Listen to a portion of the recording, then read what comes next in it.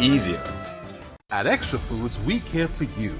That's why we always have the widest variety, the best prices, spacious aisles of total convenience, plus clean, safe surroundings. Let us care for you. Extra Foods, always extra for less.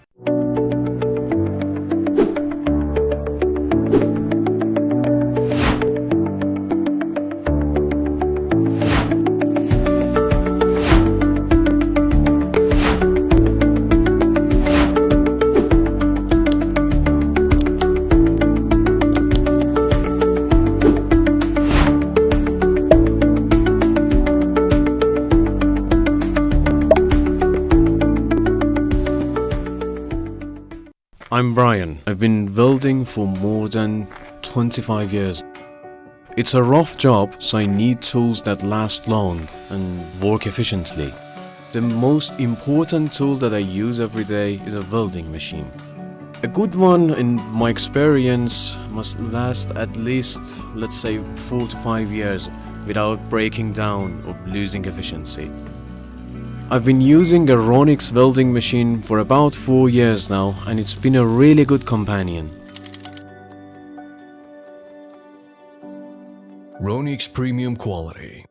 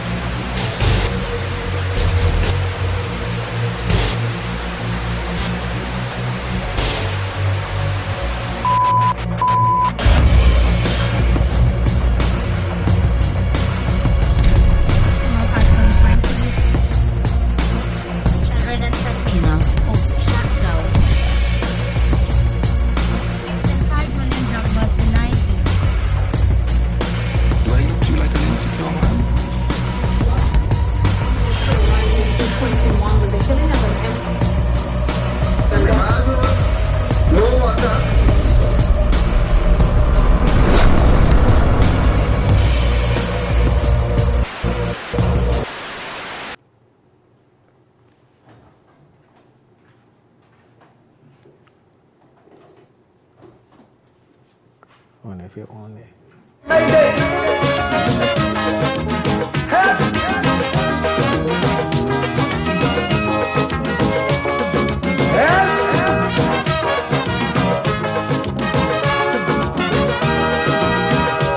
The Trinidad, I love so Alright, hello, good night.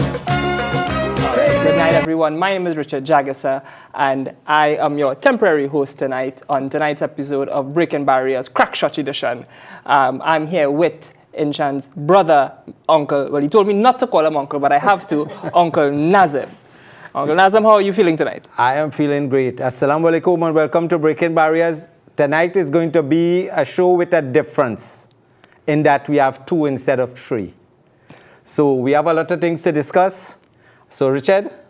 All right, tonight, first of all, I just want to say Mr. Ishmael sent his apologies, of course, to all of his viewers.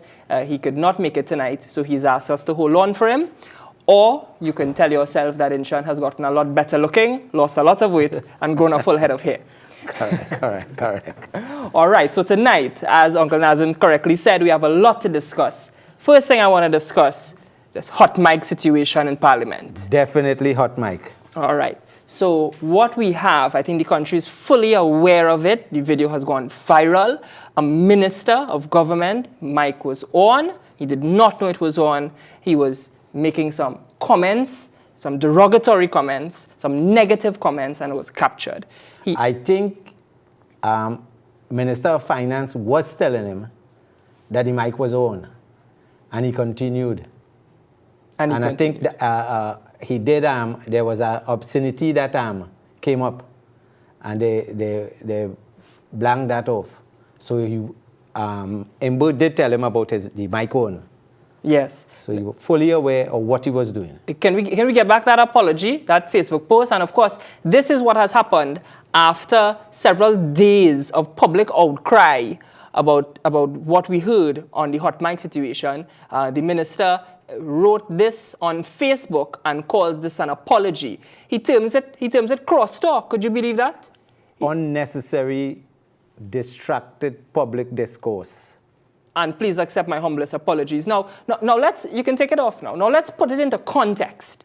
This is a multi-ministerial portfolio holding gentleman, a senior member of the government, a senior member of the People's National Movement. And this is not the kind of behavior I, as a young person, I, as a citizen of Trinidad and Tobago, would like to see in the government of the day. Acting Prime Minister. Recently acting Prime Minister. Of course. And this is, let me tell you something, that behavior could only be described as bullying. Of course. And as a matter of fact, as you're on bullying, I have some questions to ask Mr. Stuart Young. Just questions. Did you go to St. Mary College? Were you a bully at St. Mary's College? Did you ever bully a guy, his name starting with I? Did the guy get so angry at you that he held you and threw you inside the dustbin? These are questions I would like to know. So we have the bullying starting from the Prime Minister, as the late Patrick Manning rightfully said, may God rest his soul in peace.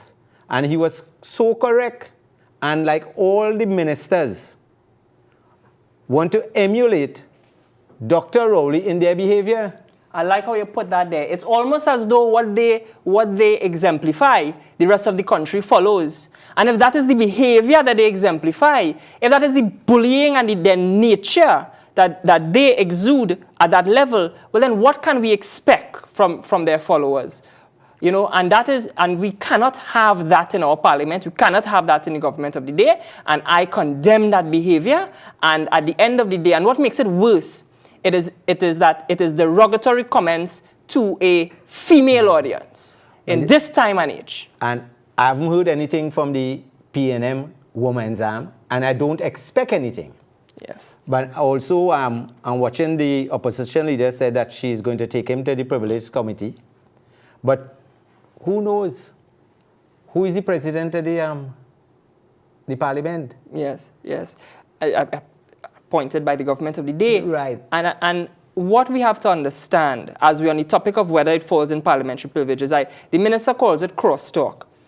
The minister's mic was on and he didn't know it was on. What he said had nothing to do with what was being debated, discussed, or on the agenda and the bill for the day. It therefore could not be categorized as crosstalk. It is plain and simple nonsense. And this time he was caught. Who knows how many times he was doing it? And what example is he setting for the youths? Exactly. School children, that will continue. School children will be saying things to other school children now in the same mindset. And that will have more chaos in the school system. Yeah. So what I say is a Facebook apology is not enough. It is not good enough. And more has to be done. And I expect no matter which political party you're aligned to, the women of your party must speak out.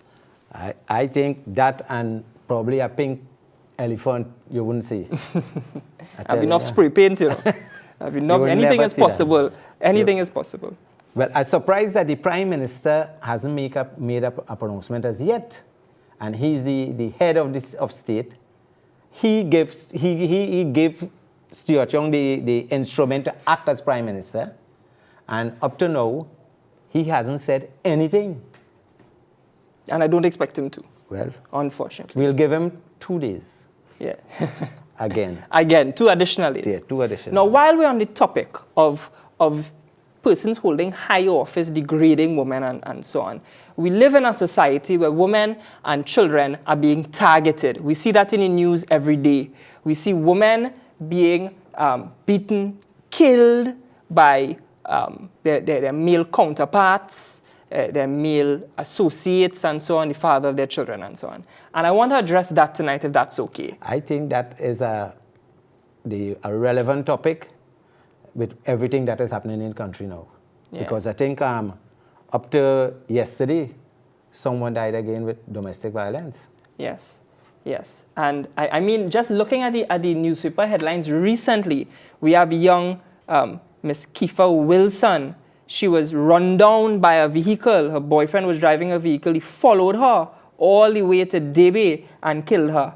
And that was recently. That was in August. Then we have the one that was in the news a week before last week, Geeta Ramsarup, mother, and Jada Mutilal, baby, where the father slit their throats. And that's where the sister gave an interview after and mentioned that Geeta had a protection order. 4 protection orders, she said, and the police didn't serve it. And I want to touch on that very briefly in a minute. And you know, these are just some of the more recent incidents, but this happens far too often. So tonight, if the viewers will permit me, I want to just address very briefly the issues of domestic violence in this country. Now, of course, at any point we will open the lines and so on, and we'll take questions. Sure. So I want to begin by just reminding everyone that it is a constitutional right to be protected. Section 4 of the Constitution, it is an inalienable right. It says it is hereby recognized and declared in Trinidad and Tobago that you shall not be discriminated by reasons of race, religion, color, sex being the prominent one tonight. It is a fundamental right, Section 4A, the right to an individual's life, liberty, and security of person.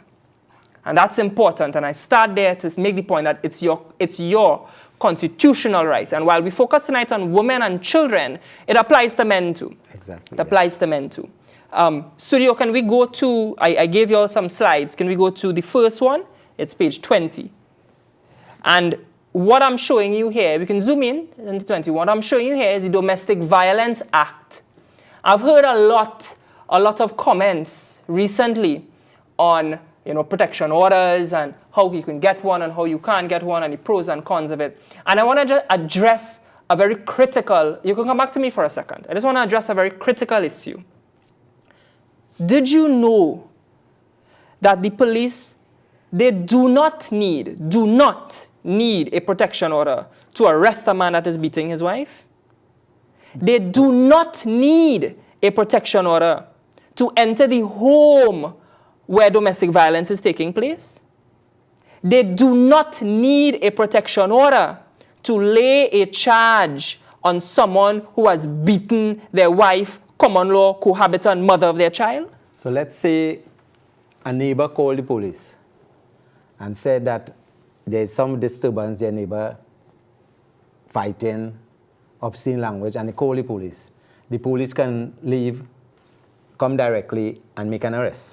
Immediately make an arrest, enter the compound, conduct any investigation that they wish, and and I'm going to touch on it. I'm glad you asked that question. Very, very, very broad powers.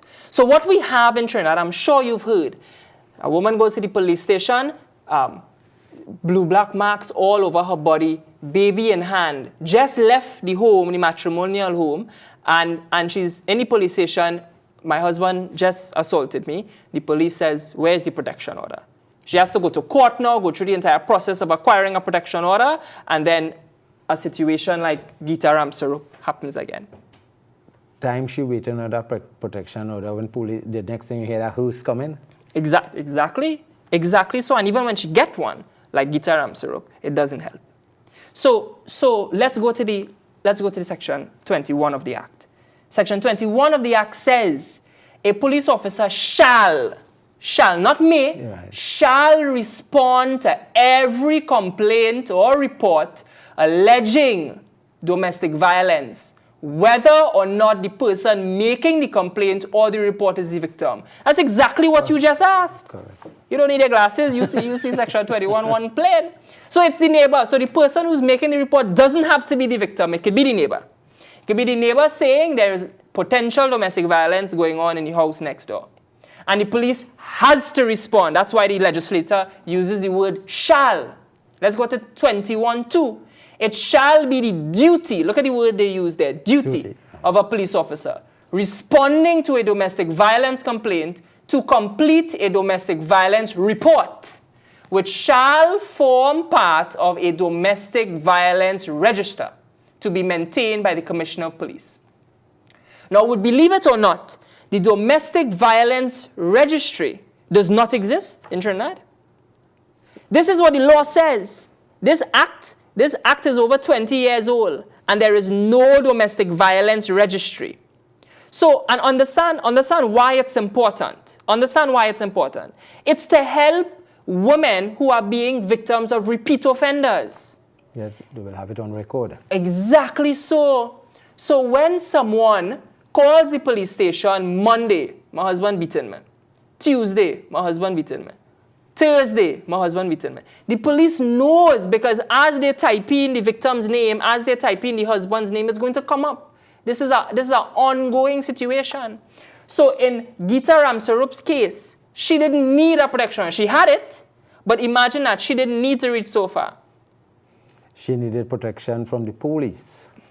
Maybe the police inability to read section 21.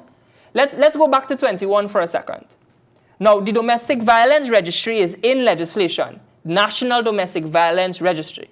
It's in legislation. Let's go to 21.3. You just scroll along a bit. A domestic violence report shall be in the form, prescribed form, Form 7, and that's in the Act, and it must contain these things, A to E. And it's very simple things. It's not to say the officer needs to be a specialist, needs to be attached to a particular unit, needs to be a ACP. It's very simple things. Exactly. Names of the parties, relationships, information relating to history of domestic violence. Yeah, and nowhere have we seen that they need a protection order.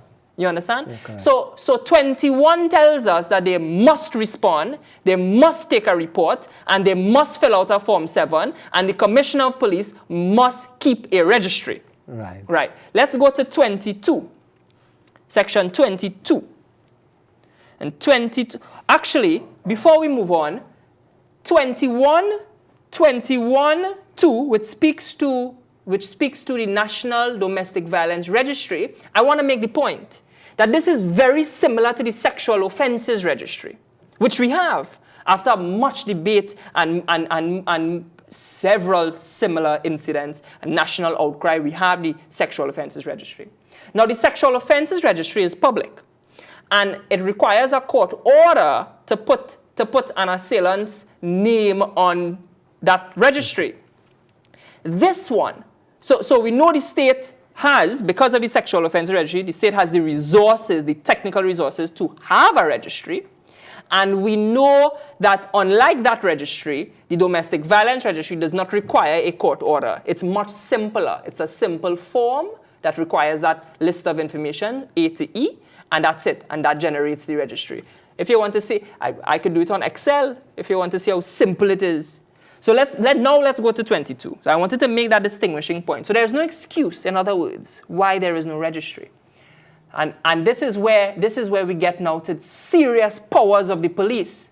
Section 22, the power to issue a warrant, where a magistrate is satisfied by information on oath that A, there is reasonable grounds to suspect that a person on premises has suffered or is in immediate danger of physical injury at the hands of another person in a situation amounting to domestic violence and needs assistance to deal with or prevent injury, and B, a police officer has been refused permission to enter the premises for the purpose of giving assistance to the first mentioned person in paragraph A, the magistrate may issue a warrant in writing authorizing the police officer to enter the premises specified in the warrant at any time within 24 hours after the issue of the warrant. And I want to pause there because you see that 24 hours, that tells us that these are immediate powers. Yeah.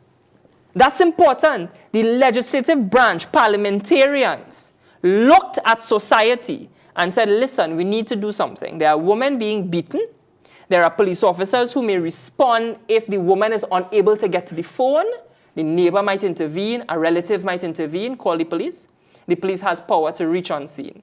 If the police are asking for entry and there is no answer or there is refused entry, immediately you can go to the magistrate, get a warrant, and enter the compound, all within 24 hours. So you have that framework.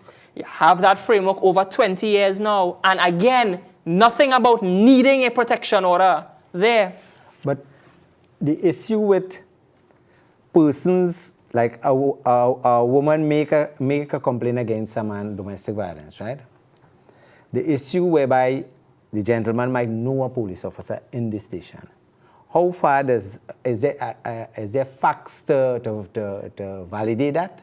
That they don't go because they have some relation with the gentleman? I have several clients who tell that story. And at the end of the day, what I say is the legislation is the legislation. You notice there is no in brackets here, there is no parentheses, there is no fine print that says save and except if the person is a friend in the station. No. It is must and shall and duty. Those are the words, the strong language used. I agree. We live in a small society. We live in a situation, we live in an environment where everybody knows everybody. And on some levels, that's a good thing. But it cannot be that a police officer sets aside his duty for a friendship. Exactly. It cannot be. And if that is the case, remember, the entire police service is not one officer. There are arms, and there are limbs, and there are layers. And if one officer refuses to do the needful, another officer must. That's the language used. Let's go to the other page, please. Page 21, section 23 of the Act. And this again is important. 23:1 says, for the avoidance of doubt. It's almost as though the person who drafted this legislation was speeching to the police. It goes on to say, for the avoidance of doubt. What, you're deaf and you're dumb and you couldn't understand the previous page? Right. For the avoidance of doubt, a police officer may act in accordance with the provisions of the Criminal Law Act, where he has reasonable cause to believe that the person is engaging, so currently engaging, right, or attempting to engage in conduct which amounts to physical violence, and failure to act immediately may result in serious physical injury or death. So if you take all that you read, it shows that the police had a large part to play in all these incidents? I say the police have vast and wide powers, and their refusal to use them has led to these deaths.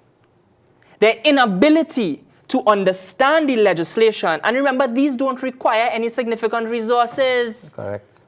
This is not as though we're asking for millions of dollars to be spent on body cameras, new vehicles, and a new technical system. It is not that at all. 2 officers, a vehicle. And that's it. And find the house. Yeah. And you could do that now with a cell phone and a WhatsApp location. Right. How you could make it simpler. So let's go back to 23. Let's go back to 23.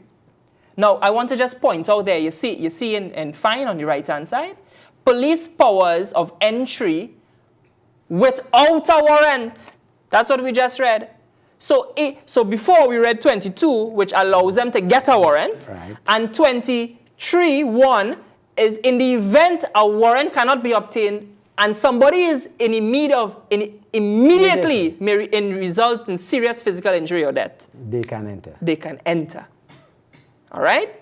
Now, and I want to just point out, you see where it says Criminal Law Act? The Criminal Law Act simply gives them the authority to enter without a warrant and lay a charge on anybody once there is reasonable suspicion that a crime is being committed. That's all that says. And like I said, if a woman, let me say a child, let's say an incident is taking place at home and daddy is beating mommy and the child manages to pick up the phone and call the police. The police reach on scene, have cause to enter, break down the door, enters the compound. And we know they have the ability because we've seen countless videos on Facebook where women screaming through the window, show me a warrant, show me a warrant. The police say, I don't have to show you no warrant, they enter. So we know they can. They enter and they see a situation taking place. They can arrest on site. Criminal Law Act tells you that. The Summary Offences Act tells you that. And the Domestic Violence Act tells you that. And I want to say, again, these are very wide powers. Let's go to the other page for a second. Page 22.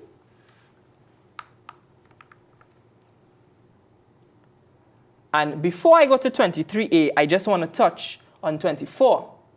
Now, look at the left there. It says powers of an arrest where protection order is in force. So we now get to a part where it's specific, where a protection order exists. And look how broad the power is. Where an order is in force and the police officer believes. So look at the difference. He doesn't have to be on the scene anymore. Right. He doesn't have to have witnessed the event anymore. Now, where an officer believes on reasonable grounds that a person has committed or is committing a breach of the order, he may detain and arrest the person without a warrant. So this have a protection order. He is stalking me. I am in debate with my child. I am running from him. This is the Kiefer Wilson situation. I have left Maraval where I live. I am in debate with my child in what I believe is a safe house. He has followed me to debate. I have a protection order. Police supposed to arrive on scene and detain and arrest without a warrant. Let's go back to 23, up to 23A. It says, duty of a police officer to assist victims. Where a police officer has entered on a premises in furtherance of 22 and 23.1, which we've just read. A, give assistance to a person who has suffered injury. B, ensure the welfare and safety of a child who may be on the premises. And C, prevent any further breach of the law. And I want to deal with each one step by step. So the police enter into our compound either with or without a warrant. It doesn't matter. The police finally arrived on the scene.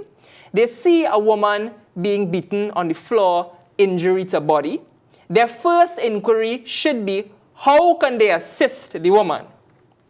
How many times have you heard the police refuse to act, allegedly refuse to act, because they say it don't make sense taking that report or doing anything, you will end up back with the man anyway. That is normal. You say that is normal? That's normal with them. And look at the legislation. Look at the legislation. Their first protocol, their first thing to checklist. Make sure the woman is safe, make sure the child is safe, and ensure there is no further breach of the peace. You see why the police will say, make a remark like that. Plenty police officers do like to write, you know. A lot of them can't spell too. So you have to take all that into consideration. You know, I don't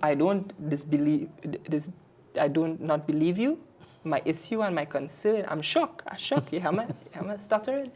My concern is that this is their failure, what you've just described, their failure, is resulting in deaths. Yes. Loss of life. Too regular. Far too regular. Far too regular. So what we've seen so far is briefly extensive and wide powers of the police. And before we go further into the act, I want to touch on pepper spray legislation. So a woman finally gets to the point where she has enough is enough. Before you go on that, legislation was passed for the approval of pepper spray, correct? Correct, in 2021. Do we have regular, let me say, outlets where you can go and purchase pepper spray based on, I think, how do you go about obtaining pepper spray from an outlet or a supplier? Well, the first thing you have to do is you have to apply for a permit to carry pepper spray. You have to apply for a permit. A woman has gotten to the point where she is living with a male companion. She is being assaulted and abused and beaten so much. She's tried to talk to him. I'm sure that's the first step. Try to talk, communication. It might have involved other family members, her family members, their family members, what we call a panchayat. Yeah. You know, all kind of things she would try. And then enough is enough, and she's gotten to the point where in her mind, she needs a pepper spray for safety. She feels as though she needs that assurance that she needs a pepper spray for safety. And before she can carry one, she has to apply for a permit. Well, let's look at it in this aspect now. She go to the police, make a report. Why can't she get a permit from the police station itself so she can obtain the pepper spray? That's a very good question. That's a very good question. Let me tell you what the existing legislation is. What you're talking about sounds very reasonable and plausible and sounds like something a government that cares would do. 2021, the legislation passed. It passed after a series of similar deaths, and that was their answer. Now, what I want to touch on firstly is that the current law, would you believe it, they actually amended the Firearms Act to put in permits. So the same unit, the same firearms unit that takes so long to determine whether or not someone should hold a FUL is the same unit now you're overburdening to hold a pepper spray. That's so ridiculous. That's to protect life and limb. Correct. And you have to go through this tiresome process. That's why people probably wouldn't even apply for one. Well, we'll get to that in a second. So the first point I want to make is that it currently falls within the Firearms Act. So you have to apply in the same way that one will apply for an FUL. You must, a whole list of documents. Now, I don't know today how many people has applied, but I do know that it's a very difficult process to acquire one and a very lengthy process. Now, what you mentioned earlier sounds reasonable. A woman could go into the police station, say that, listen, I have been abused and assaulted by my male companion. If you check your domestic violence registry, you will see I am telling the truth. And I have these medicals and I am in need of some assistance. I believe holding a pepper spray will give me some assurance. I can hold off the man for enough time that the police can arrive on scene. I believe that sounds reasonable. I believe that holding a national ID card and a clean certificate of good character and a simple common sense approach to the thing, the officer using his common sense, could determine whether the person could hold a license for a pepper spray, and that's it. And I think if we did that, we would save lives. Forget all the bureaucracy with the processes that you have to go through, and make it simple. Make it simple and accessible. And if you think something nefarious will happen, give it conditional permits. Say you can hold a permit for 3 months or 2 months, and then after the permit expires, and that means if she and the man was quarreling and the quarreling you simmer down, well then you no longer need it. Right. But if it continues, well then you get to renew your. It's very simple. And self-preservation is first. Exactly. Let's take a look at one of the slides for the firearms, and I wanted to bring this to the country's attention. This was shortly after the legislation came in place, pepper spray applications trickling in. This was in 2024, earlier this year. And I want to just pause there. A total of 593 people, now I don't know how many has applied now to date, but as of January this year, 593 applied for permits. And let's scroll down to see how many were granted. Pause. The paragraph that starts, Jones said 593 applications had been received, and look how many were granted, 11. Out of 593, 11 were granted. So 11 people passed this extensive background check. 11 people they gave pepper sauce in a bottle to? 11 people? So pepper spray is supposed to have an expiry date? Pepper spray has an expiry date. So the people who bring in that, they have to dump all? Well, because it will expire? Time, yeah. Only 11. Let's scroll on to the paragraph I wanted to mention. This is another article, and I just want to use this to point out complaints about pepper spray. This is the language used by women support groups advocating for an easier system. While we understand that caution is critical, we must be cognizant of the fact that several women who may need the license are single working mothers, women who may be victims of domestic violence, as well as women who may not be tech savvy. If we are serious as a country about protecting our women, then we are calling on the Office of the Attorney General, and by extension the TTPS, to urgently revise the application process to make it more user-friendly for applicants to not be deterred. And I think you and I hammered out a very reasonable application process. Simple. Very simple, and I think when we open the lines, we could even hear even more suggestions. Do you want to take some calls now on this? Or, we can open the lines for calls. In the meantime, while we open the lines, I just want to say that the Domestic Violence Registry... Well, before we take the call, let's take our first break. Oh, yes. And we'll come back.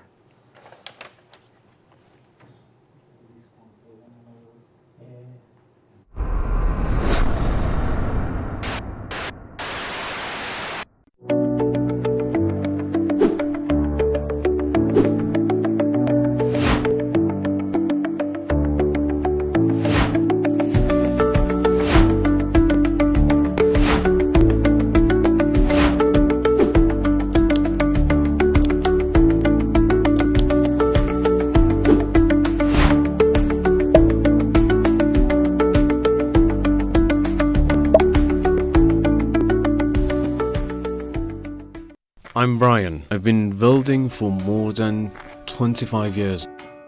It's a rough job, so I need tools that last long and work efficiently. The most important tool that I use every day is a welding machine. A good one, in my experience, must last at least, let's say, 4 to 5 years without breaking down or losing efficiency. I've been using a Ronix welding machine for about 4 years now, and it's been a really good companion. Ronix Premium Quality. Ronix Heavy Duty 89 Series. High efficiency, brushless 20-volt motor.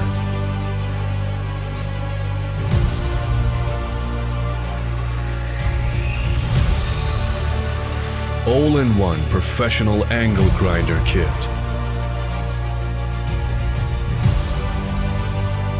Ronix brushless angle grinder. Attention all bakers, doubles vendors and roti makers. Try our high quality bromate-free, all-purpose and whole wheat flour. Low price and conveniently packaged in 2 pounds, 2 kg, 10 kg and 25 kg bags. For wholesale and retail prices, contact Shiklisho Limited at 665-3336 or 480-8715 or visit us at Warrenville, Canupia. Shiklisho Limited, quality you can trust. Mitsu Air Limited, authorized Mitsubishi air conditioning dealer. No need to replace your air conditioning units ever so often. Split units, cassette, ductable, CTVIF systems and much more. Mitsubishi Electric has long been powering industries and providing solutions for healthy living. Mitsu Air Limited boasts the industry's first 10-year warranty on all parts and labor. Inverter units are also available. Don't hear it, just feel it. Mitsu Air Limited, 246 Eastern Main Road, Barataria. Give us a call at 674-4000 or 675-4000 or email us at mitsu.limited@gmail.com. And welcome back. Firstly, I would like to inform you all about our dinner, the Baraka Foundation fundraising dinner, November the 17th, $300 a ticket, a fabulous menu, ambience. So we would like you all to support this. We have, I do have an exact amount of tickets that we have, but the tickets are going fast. So we would like you all to support this event here, please. Sunday the 17th of November, 6:30 p.m., Baraka Ground, Shogunas. We will see you there early. Okay, Richard? Yeah. I think, where did we leave off I think we wanted to touch on. We were going to take some calls on the Yes. domestic violence. Yeah. So we can open the lines and then we can take some calls. Any questions? Oh, there's a call on the line. Hello, good evening. Hello. Hello, good night to the panel there. Good night. What area are you calling from? I'm calling from Tunapuna. All right, go ahead. Yeah, I have a question that I like to find out more about from the goodly lawyer. The problem is, with this house tax business, I'm a senior citizen, but here what happened, they did a big mistake. And I can't run all over the place like a mad woman. We have one plot of land with two houses on it, right? One is my house with a son staying with me, and the other son, he built his separate, but on one plot of land, two houses. Here what happened, what these people doing, I don't know how qualified those people who are working on this thing to make such a mistake. Here what they did, and they're threatening you, if you don't come and pay, they will seize your property, they will this, they will that. Here what happened. Now, when they send the paper to pay the taxes, they leave out my name as the true owner, and they leave out the other brother name who have his own house, and they just put everything on the brother who is living with me. And what they are telling me now, I must go and pay that tax. Now, when I pay that tax, and when they newly register that, our name, the true owners, will be left out. How can they do something like that with people's property? I don't know, but people will get annoyed because we cannot take somebody else's property and just put it in somebody else's name and send a letter and say to go and pay it, and they mix up the number of the property and all sort of nonsense. And you cannot get on to nobody when you go to query. What you should do, you got your assessment, right? Yeah. Anyhow you take it, once you follow the form initially?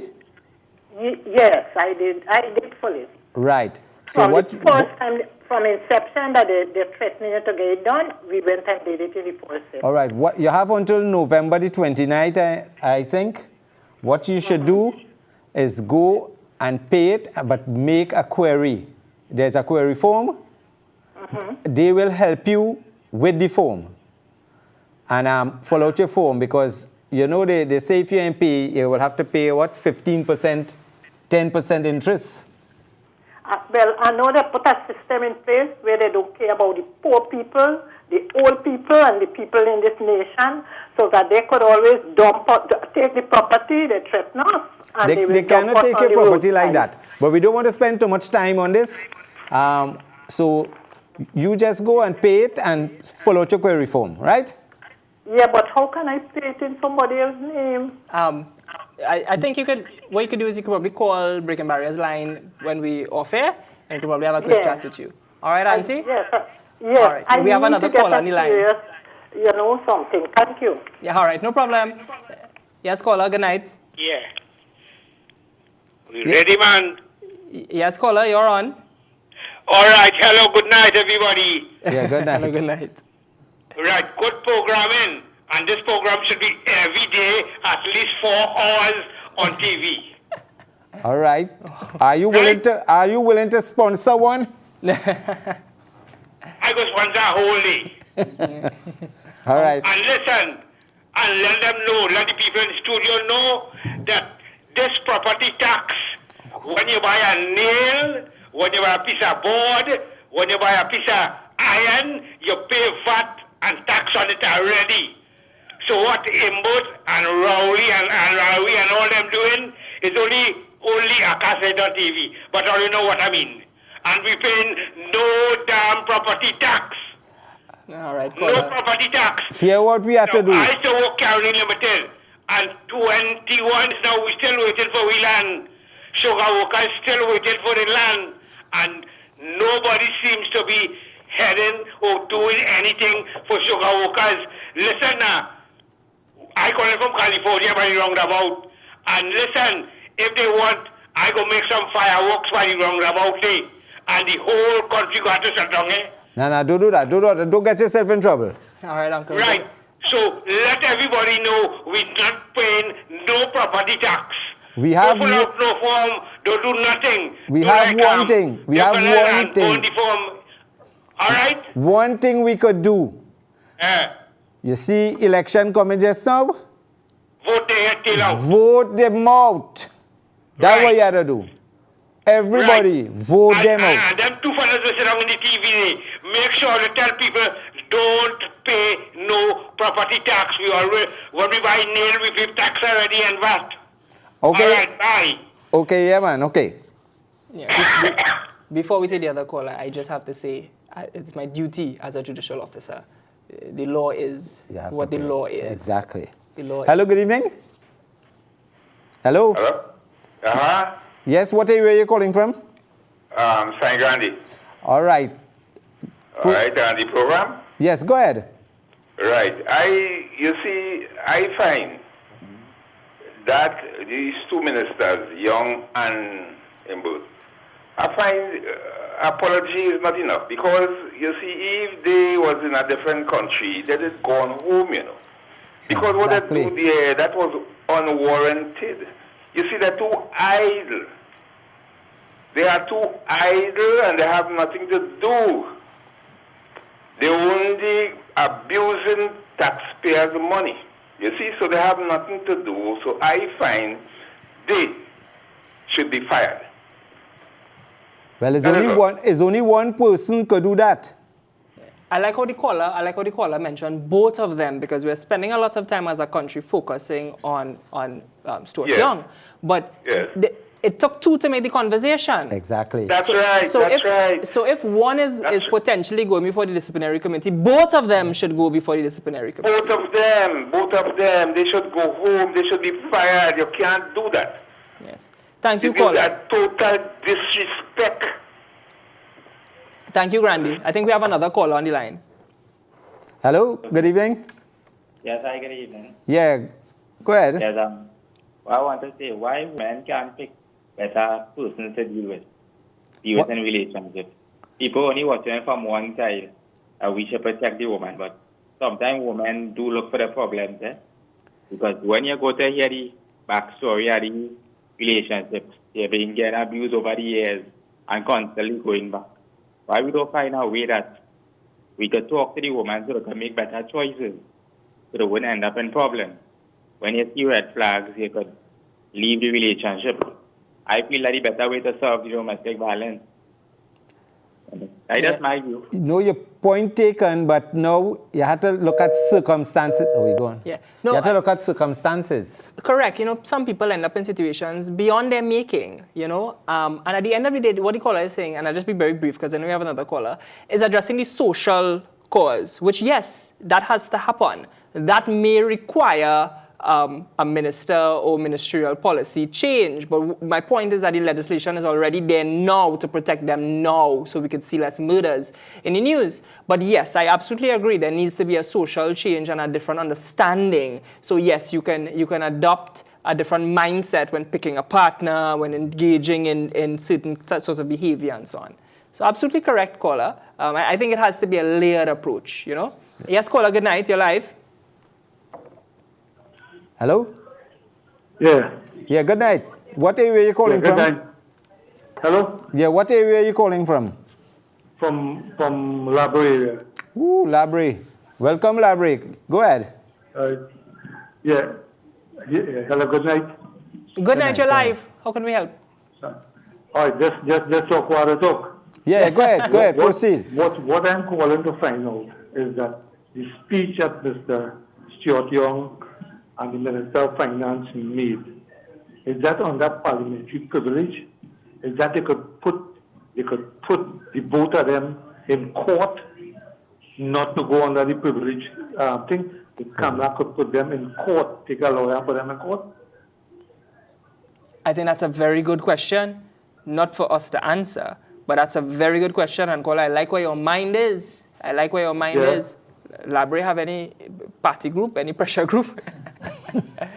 Well, yeah, special group, only TNM group. Good night, Lamprey. Good to hear All from right. you. Hello, good night. Hello. Good night, gentlemen. Good night, good night. Why it is that the Speaker of the House is not taking any action against this minister? She is the boss of the Parliament. She's supposed to do something. Is it that because it's an opposition member or because it's a PNM member? Is there any laws in the books where you could take the Speaker to the courts? We're not compiling evidence and act on it. Thank you so much, sir. I think we will have to wait until the opposition leader carries it forward to the privilege committee, and they will then say what action will or will not be taken. Yes, absolutely correct. I think we as a nation, we could call for change, we could call for development, we could call for action. But at the end of the day, people will do what they think is right. People who hold high office, people who hold power, who sit in their ivory towers, will always do what they think is beneficial to themselves. But I'm glad that we as a nation looked at that and immediately said, do not let that happen again. Correct. Stop it. Yes, caller, you're live. Good night. Hello? Hello? Yes, Sean. Go ahead. Okay, well, I am calling from Penal in connection with the domestic violence. The person that name is Gita, I think is her name, with the child that was killed. Gita? Yes, that's Gita Ramsarup and Jada Mutilal. No, I talk about the one, Gita and the baby, where the husband killed the wife and the child. Yes, yes. Right, well, I will say I'm an old lady, and I will say she looked for her death. Because if you had a restraining order, you had no right to go in the house there with the husband and carry a young child there to get the child death annulled. All right, caller. Good. Mm-hmm. All right, just caller. my little thing. I find Next some caller, of us- please. Next caller, please. Next caller, please. Hello, good night. Yeah, hello, good. Yeah, go ahead. Everybody talking about this thing with Stewart and stuff, right? But nobody watching the real campaign that really going on. We have to watch it. It would appear to me that there is infighting in the PNM because I believe that Mr. Rowley wants Mr. Young to replace him. And for years, there has never been any mic slips in the parliament. Why now? Things that make you go, Now, caller, what you're saying there did cross my mind, but I want Stuart Young to know that he's not back enough to be the leader of the PNM. well, I I've think given that him is warning. that other people have issues with, and that is why they open the mic for him. Maybe he just talk like that all the time, and it just happened to come out that day. Yeah, he had to rock back and go. He ain't gonna get no leadership. So Anyway, he could do what he want. What is a Zami? What's that? What is a Zami? No, well, these are things might have children who listen to the. I know, and I'm not. And you know, we don't want to get into that, but I don't know if Richard would discreetly somehow explain it. We could call after the show. I only learned about it as a result of what has recently transpired. Thanks for your comments, caller. Before maybe there's a parliamentary. But anyhow, they will have to handle that at the parliamentary level. But it have some kind of infighting going on inside. Yeah. It have big infighting, and the ballhead one, he just threw a line. He threw out a line, and he watching to see who he could catch. He ready to leave now. He ready But he ready to leave now. He should have leave long time. Well, everybody say that, yes, but in his mind. While we on this, I want people to understand this is the last chance you're going to get to move this PNM out. We cannot take another 5 years of this PNM. We have one option. There is only one option. It are two parties in this country. PNM have to go. So I do have to tell you who is the next option. Because the smaller parties, they know that they have no footing. No footing. They have to form a coalition in order to get in. So people, all you have to get together, and this is the time to just get rid of this PNM. Richard, the floor is yours. Well, after you set it up like something like that, where are you supposed to go from there? We have a caller in line. Hello? Hello? Hello, good night. Good night. Hi, good night. I would like to ask a question. I don't know if you all can answer the question. Legal question? Well, I assume so. All right, well, we have an astute lawyer here. He will answer anything. Okay. Now, the population of Trinidad, the public, right? Their age for retirement is 60, whether they will collect NIS or not, otherwise, or 65 for pension, right? Yes. Old age pension, 65. Right. Why it is that Parliament, the Prime Minister, the whatever, all who's in Parliament, cannot retire at age 60 to collect the NIS 65. Why? And go home. I agree with you totally, you know. They should have... I would like to know why. Well, you see, that is why they were supposed to have a Prime Minister not supposed to hold office for more than 2 terms. They don't but want... my point is they're supposed to be just like the public. At age 60, you take your NIS and go home. Why will they want to do that when they could thief out the whole treasury? So why wouldn't they want people to work? Because let me tell you something.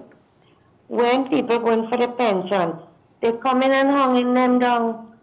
They want to see what you have, what you have. You're working, how much money you're getting. So why they will do that for? Yes. All right, you understand? I take your point. Because well, for now that I'm young, I support the point when I read 60. Well, I'm sure maybe in the next couple of years, we might probably see legislation for Mr. Jagasa going forward when he enters the political arena. I don't know why you would call that on me. All right, caller, good night. I think we have another caller. Hello? Hello, and a very good evening to you, gentlemen. Good evening, sir. First of all, I would like to commend and compliment the Master Control guys. Very courteous. Very nice guys. Very, very courteous. Okay, so my 2 quick things is tonight. 1, the child that was knocked down by the coconut van in Antigua Road in Wallerfield. The child died. Very sad situation. It hurt my heart very much so because I have a 7-year-old grandson too. And probably by now I would have been sentenced, so I don't know. God has given these people the strength. And anyway, so in a case like this, shouldn't the proper procedure as the authorities impound the vehicle, have the correct people inspect the vehicle to make sure that brakes and everything was mechanically sound? If this guy is found, and Mr. Jagesa, you know where I'm coming from. If this guy is found culpable or liable for the death of this little child, isn't vehicular manslaughter, reckless endangerment should be involved here? Yes, of course. The short answer is yes. The short answer is the investigation should already be on the way. The family of the deceased should already make their proper inquiries at the police station and call for results of the investigation. I mean, I don't expect it will be done by now, but at least on the way. However, we have such a backward and lackadaisical system here that I doubt this might happen. And finally, we, the citizens of this country, and when citizens, including myself, sorry to say, but we are reaching our tipping point. And when you reach a tipping point, this is the time when you might be tempted to take the law in your own hands, which I wouldn't recommend, but Exactly. This is how the nation is feeling. All the best. Have a great evening, gentlemen. Thanks. Yeah, I tell you, I used to never suffer with high blood pressure. I suffer with high blood pressure now. And it's Rowley causing that. And the whole PNM. I want to take this one caller, and then I want to address one more point, and then we could probably mention some of the sponsors. Yes, hello, caller, hello, good night. Hello, good night. Yes, go ahead. Yeah, okay, good night. I would like to make a comment concerning the Parliament, what happened in Parliament. I'm calling from San Fernando, and the situation is that if everything is recorded in the Hansard, was this what was said in Parliament, is it recorded in the Hansard? So it will remain on the Hansard for years and years as a record to show future generations of what took place. Now, if it was not recorded, was it done deliberately not to be put on the Hansard? And if it was not recorded, then I would say Kamala would therefore be able to sue them. That is my comment. Very interesting point. 20 years from now, if the generation after us will look at Parliament, look at Hansard, which as lawyers we know it to be explanatory notes, look at that and look at that language and believe that that is all we are capable of, that low-level, derogatory, anti-feminist, anti-female comments, that is all we are capable of. But as they were on recess, they had a break. Will all that take place during the break be recorded? Well, put on Hansard? I think it's an interesting question. I mean, it will. The answer will be revealed in due course because Hansard comes out relatively quick thereafter. What I do know is once the timer is running, it's supposed to be recorded. I want to address one more point before we mention. Okay, we'll let them know we stop taking. Just so we stop taking calls, right? So you can only for now. Only for now. Nobody has mentioned it so far, but I think it's a critical issue. Now we have serious extortion issues in Trinidad and Tobago, and it has led to a lot of business people being kidnapped and held for ransom. Some of them do not make it. Most of them, in fact, do not make it. If I may interject, as a matter of fact, the recent kidnapping in Warrenville, that is a guy from here, from inside Bamboka, dealer from inside there, that is his nephew. You're talking about Coxie? Well, they killed Coxie. That was his father. You're talking about Suvesh Ramna, right? Right, him. Yes. So, and how many days it is now? About 5 days? And they asked for 3 million. 3 million. You know, and when one looks at that video, you know, you see persons dressed in police operational wear walking into the establishment and, you know, summon him, guns drawn and so on, and he has no choice but to follow. And when you watch the guy sitting down quietly, minding his own business, maybe sipping on something. On his phone, scrolling. And I see people posting that why he didn't, they find he went too easily. 5 men with guns was so drawn. ridiculous. When the people, I just wonder if the people have any brain, you know. Yes. 5 policemen, and they want to know why he walked with them so quietly. Yes, guns drawn. Allegedly they're not police. Yeah. Well, and that's the point I want to address. Now, all of these circumstances seem to revolve around persons dressed like police. There was another incident where 3 police officers, actual police officers, were held for a murder. 2 were charged, 1 was let go. I think that was for Kunj Bihari, I think. Yes. And the country has a right to be able to tell when it's a police officer engaging with them and when it's not a police officer. I think that's very important. I mean, look at Suvesh Ramnarayan's situation. Yes, he got up and he went with them because in his mind he thought it was police officers. Exactly. So I think it is very simple. The Commissioner of Police and her entire communications unit, which is government funded, just has to put out a press release and tell us, the citizens, what to look for on officers dressed in police operational wear that is authentic. Show us what a proper uniform looks like. Show us what are the markings to look for. How it is that we can tell the difference between fake money and real money, but we can't tell the difference between fake police and real police. As a matter of fact, if I recall, I think they said they're even going to look at the uniform of the private security because some of them are so similar to police uniform. The only thing they do have is police at the back. Yes. But it's the same blue. And you know, anybody could flash a little badge and you think it's police. Exactly. So it is the official TTPS's duty, I think, and they have an entire communications unit, to educate the public, to have an educational drive, an awareness campaign, and tell us what to look for. Otherwise, we as a nation, we don't know if we're being pulled aside by real police or fake police or real fake police. Correct. Because you could be driving on the highway, blue flashing light. Yes. Asking you to pull across, next thing you know is bandits. Exactly so.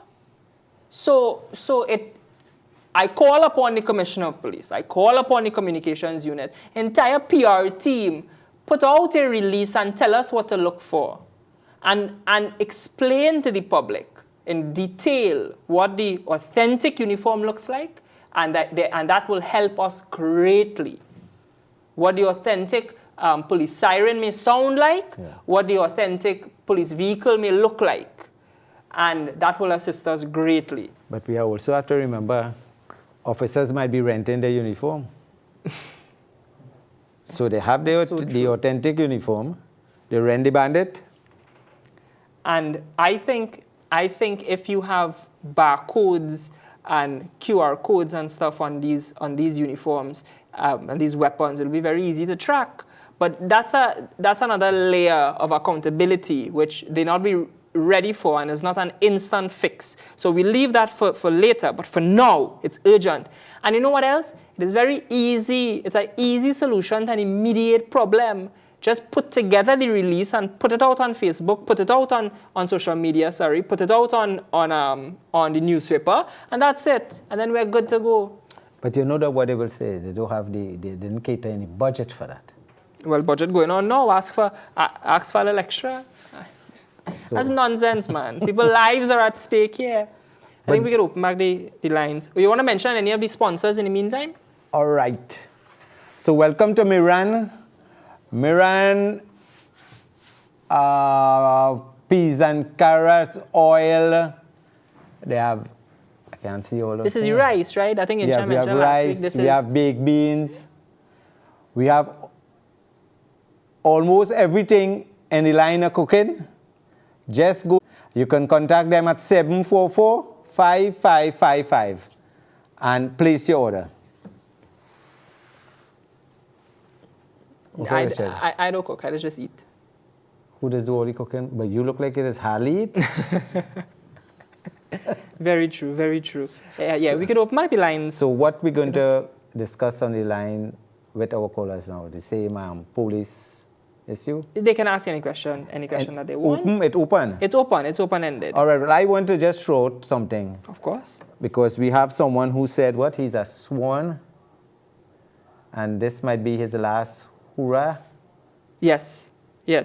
I think we should ask our viewers what they think about Rowley continuing. If you want them to continue, don't continue. Yes. All right, we could do that. In China, the way he does polls, right? Yes. He can do a poll. All right, we can probably do that. Justin, can we do that? And there's a call on the line. Can we take the call? Hello, good night. Yes, good night. Yes, you're live. Go ahead. All right, hi. I'm looking on the program, and I have been listening to your take with regards to the tracking of vehicles and tracking of the officers and the tracking of the weapons and tracking the uniforms. And I see a simple fix because the technology is there. Richard is an educated fellow. You have been a former principal. You're in the educational system. And you may not be tech savvy as myself, but I am very, very learned to the technology. Yes. Hello? Yeah, I'm here. So, if we had continued all those GPS on all those vehicles, we could have pinpointed which vehicle went where and with whom, when and how and when. That's one. It's about time that the Shenandoah Tobago Police Service change the uniform. I don't know what you all think about that. The uniform needs to be changed. I saw a security firm with the police, with the uniform resembling that of the TTPS. Well, we did change the police uniform from short pants to long pants. But I didn't know this, sir. Remember that? Of course I did that. Yeah, I remember that. Yeah, you understand? And the uniforms could be tracked too. Richard knows that. Uniforms could be tracked. Yeah, but and I think when Gary was the commissioner, most of the vehicles had GPS. Yeah, but remember, officers, when they're going on the illicit rendezvous, they don't want to be tracked. All right. Well, boy, you understand? I think I saw somebody listening and they hear your point, so maybe they will carry it forward. And one more thing. I mentioned this to someone in the last 3 weeks. I know plenty of people listen to this program. I suggest to the entire state and the government that runs this, that is head of the state, that is about time we change the concept of vehicles in this country, state vehicles. Because buying and maintaining and trying to get parts of vehicles, that is an old model that can't work again. Let's lease the vehicles for a period of 3 years or 4 years where the vehicle will work good, take it back to the company that has leased the vehicle, and change the fleet again. So we have no problem again. Right through the country, it might cost a little more, but it will save us in the long run. Yeah, but you have to remember, when they lease the vehicles, they had to have a lot of parts. No, that is for the provider. Right. The provider is responsible and also to provide backup vehicles. Well, they don't want to do that. You see, when you buy their vehicles and anything happens, the vehicle will pack up and you have to wait on parts. But if you lease it now, they have to give you a replacement or have the parts available. Well, one more thing before I go. If it is that locally we can't provide it, go to international providers. Boy, how they could get the finances money, boy?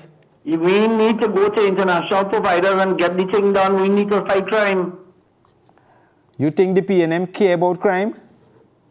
Well, somebody care about the time up, it's coming close. All right, sir. All right, yeah. All right. Good man. Hello, good night. Hello? Hello? Hi, yes, caller. sir. Where from? Yes. I just want to say something again. All the two fellas there looking like bright fellas. That young boy there, to me, is an attorney. Now, what I want you all to educate the people of Trinidad and Tobago, and the opposition. You all must tell the opposition that nearly 3/4 of Trinidad and Tobago don't know what is $1 billion. Well, you tell us, you call in. Hello? Something will happen. Let them know Hello? what the government's $1 billion. You ask the question of $1 billion. A lot of people tell you $100 million. They're $900 million short. People don't know that. You understand? So I would like you all to just tell the people, educate the people, and them the kind of money spending here, and people don't know. The people know how much money is spending, you know. Yeah, but the people don't know that. A lot of people don't know what is $1 billion. What happened? I just asked them, $1 billion, $100 million. What the people is not seeing where the billions of dollars are going. They know how much money it is, but they're not seeing where the money is going. You tell me where the money going. What infrastructure? Money going? Tell me where. The money going in one direction? Where? In the people's and in pocket? Whose pocket? The government. Oh, well, you're correct. But what I am saying is a lot of people don't know and hear what I'm saying. What is $1 billion? They'll say $1 billion, $100 million. Then 900 million and nearly $750 billion. They don't do that. So all you try and educate the people and them in the meantime, you understand? What is $1 billion? Okay, thank you very much. All right, cool, man. Hello? Oh, no caller is that. Hello, good night. Hello? Hi, good night, gentlemen. Good night. Okay, so I have two quick comments to make. One is with regard to what Minister Young said. I found it to be very distasteful, and I am not impressed with his apology, but I'll take it for what it is. That's one. Secondly, Mr. Jagisa, I would like to know what recourse do I have if I have worked in the public service, retired, and it is now 2 years and I have not received my gratuity, neither my interim allowance, despite several attempts of begging and pleading. I would like to know what I can do, please. I would listen offline. Do I need to come to you to take it to the step, another step? Please let me know, because I need my money. Plain and simple. Yeah, I understand. All right, we can talk after the show. That's not a problem. All right, Okay, we have great. another call on the line. Hello, good evening. Yeah. Yeah, go ahead. Hello? Yes, go ahead. Yeah. You're speaking about getting rid of the PMM. I want to find out what you're intending to do with Kama. With Kama, the air of the UNC, you will never have an election. You're coming in muffled. I'm not hearing you clearly. Alright, what I am saying. You get it now? Yes, a little clearer. Right. What I am saying, you're only saying getting rid of the PMM. But without only getting rid of Kamala to the head of the UNC, you will never win an election. Bossman, could you take a next 5 years of the PNM? No. Well, exactly. No. If you can't take it, it's only I calling from Tobago, Rory, that is only one choice we have. One choice we have again. If the opposition leader don't want to step down, the party have to take that. They have to know how to move forward.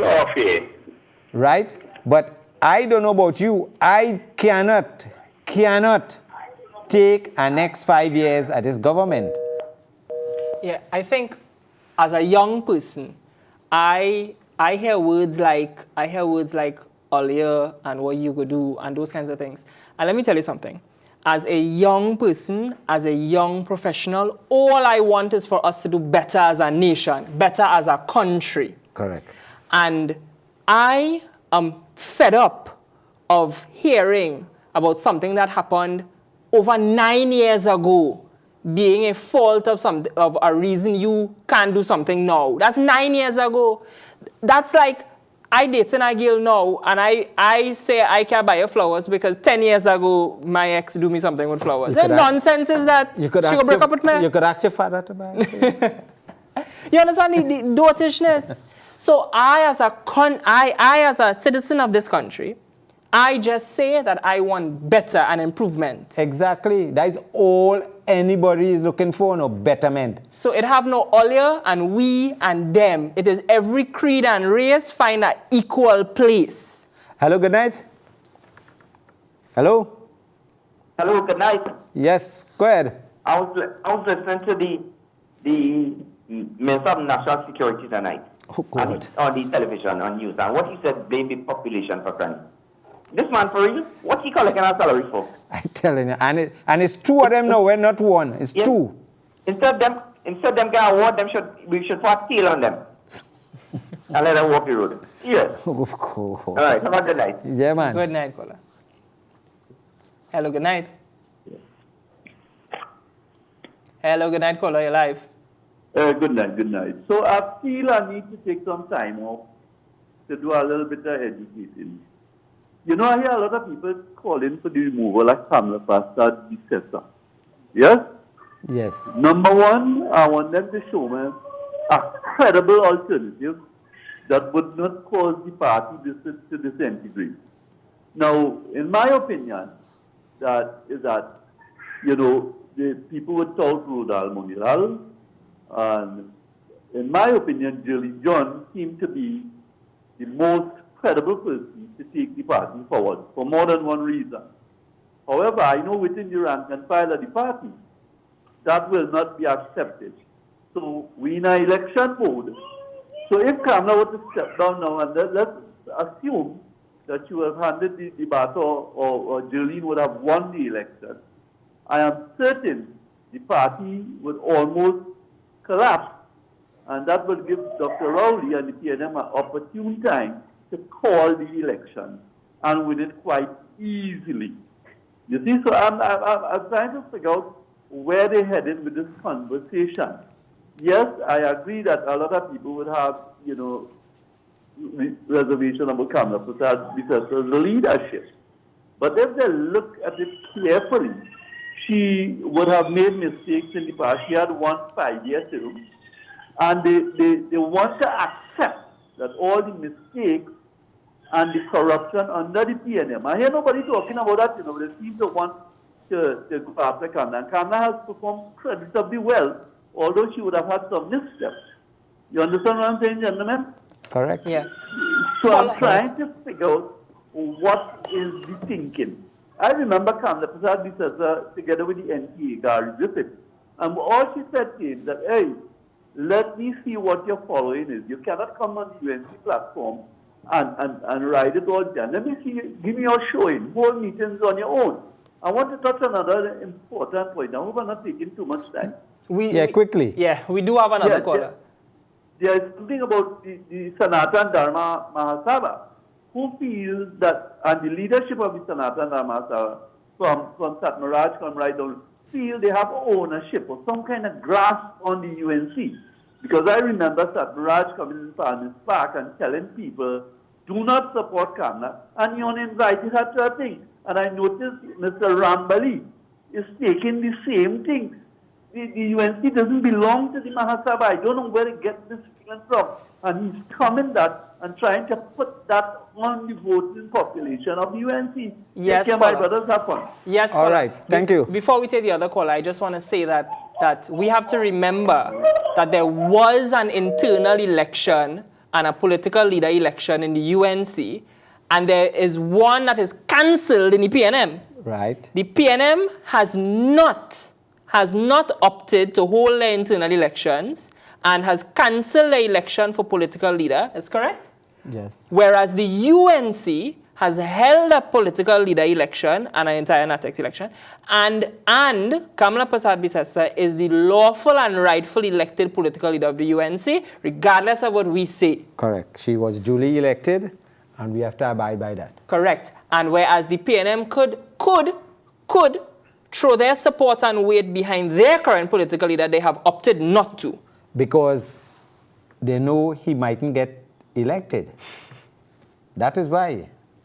So they cancel it or they postpone it? They cancel or they postpone. Hello, good night. Hello? Hello, good night, sir. Yeah, good night. I come calling in relation to the comments made by well, I cannot say honorable again, dishonorable minister, right? I cannot put him as honorable. That was very distasteful. And what I want to say is that it seems he's a very forceful speaker, right? If you notice, he jumped up just as the opposition leader finished, spoke in the debate in the debate in Parliament, and he replied immediately, very forceful, and I don't know how much it is truth or untruth, right? But he seems, I to try to analyze it, he seems to have an inferiority complex with regards to facing women, right? I don't know if it's because of his zoot. Thank you. All right, caller. No, the Stuart Young stepdaughter, what is the latest with that and the You see how you like to rope me in? No, you know, bacchanal? because that, right, you're talking about drugs and guns and all them things. What is the latest on that? If you have any info. I have no info. We have a caller on the line. All right. Hello, good night. Hello? Yes, go ahead. Yes, sir, go ahead. Hello? Yes, go ahead. Live? Yeah, take off your the volume on your TV and listen on the phone. Hello? Far away from my television, sir. Right, I hear you clear now. You're live? Oh, sorry, I didn't know I was live. I do apologize. I just want to comment on this, Mr. Young, way people trying to make the comment like if it's just rhetoric across the floor or something. There are things they could see and things you cannot see, and that was something that they cannot see at that point in time. It's rather unfortunate who somebody who was aspiring for leadership could go down in that kind of conversation and let people feel that is okay. And the PNM trying to sell themselves like the drug and gas deal would not be what could only be done by them in this government and this government.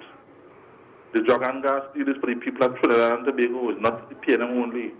So anybody, according to their political, anybody who answer the phone in Venezuela, we will deal with them at that point in time.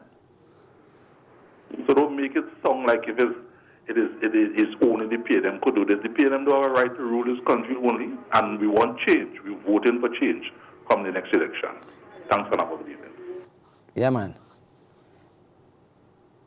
All right. I think we have 6 minutes left. Yeah, we have 6 minutes. In that 6 minutes, I think it's important to just touch on two critical issues. One is that the fundraiser at Baraka Grounds, when is it?